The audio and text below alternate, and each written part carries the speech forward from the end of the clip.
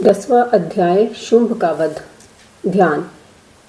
मैं माथे पर अर्धचंद्र धारण करने वाली शिव शक्ति स्वरूपा भगवती कामेश्वरी का हृदय में चिंतन करता हूँ। वे तपाए हुए सोने के समान सुंदर हैं। सूर्य, चंद्रमा और अग्नि ये ही उनके नेत्र हैं और वे अपने मनोहर हाथों में धनुष, बाण, पाश और शूल धारण किए हुए हैं।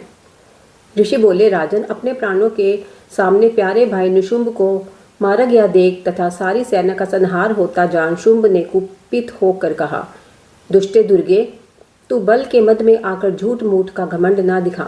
तू बड़ी अभिमानिनी बनी हुई है, किंतु दूसरी स्त्रियों का सहारा लेकर लड़ती है। देवी बोली, ओ दुष्ट, मैं अकेली ही हूँ। इस संसार में मेरे सिवा दूसरी कौन है?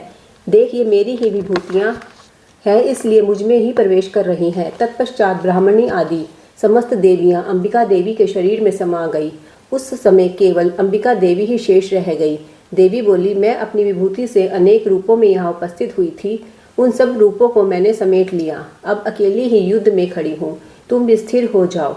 ऋषि बोले, तदंतर देवी और शुंभ दोनों में सब देवताओं तथा दानवों के देखते देखते भयंकर संग्राम छिड़ गया। बाणों की बौछार तथा पैने शस्त्रों और दारुण अस्त्रों के प्रहार के कारण उन दोनों का युद्ध सब लोगों को बड़ा भयानक प्रतीत हुआ। उस समय अंबिका देवी ने सैकड़ों दिव्यास्त्र छोड़े। उन्हें दैत्यराज ने उनके प्रतिकारक अस्त्रों द्वारा काट डाला।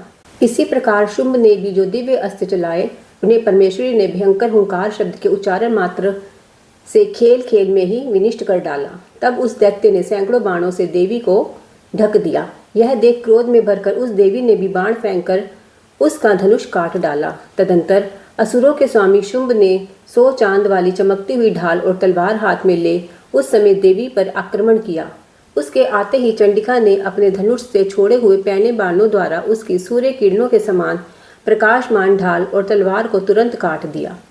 फिर उस दैत्य के घोड़े और सारथी भी मारे गए। धनुष तो पहले ही कट चुका था। अब उसने अंबिका को मारने के लिए उद्यत हो भयंकर मदगर हाथ में ले लिया। उसे आते देख देवी ने अपने पैने बाणों से उसका मुदगर भी काट डाला।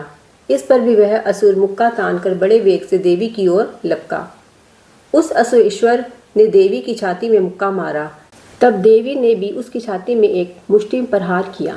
देवी का थप्पड़ खाकर दैत्यराज शुंभ पृथ्वी पर गिर पड़ा, किंतु पुनः सहसा पूर्ववत उठकर खड़ा हुआ। फिर उछला और देवी को ऊपर ले जाकर आकाश में खड़ा हो गया। तब चंडिका आकाश में बिना किसी आधार के ही शुंभ के साथ युद्ध करने लगी। उस समय दैत्य और चंडिका आकाश में एक दूसरे से लड़ने लगे। उनका वह युद्ध सिद्धों और मुनियों को आश्चर्य में डालने वाला हुआ। फिर अंबिका ने शुंभ के साथ बहुत देर तक युद्ध करने के पश्चात उसे उठाया और पृथ्वी पर पटक दिया। पटके जाने पर पृथ्वी पर आने के बाद वह दुरात्मा असुर पुनः चंडिका को मारने के लिए उनकी ओर बड़े वेग से दौड़ा। तब समस्त दैत्विक राजा शुंभ को अपनी ओर आते देख देवी ने शूल से उसकी छाती छेदकर उसे पृथ्वी पर गिरा दिया।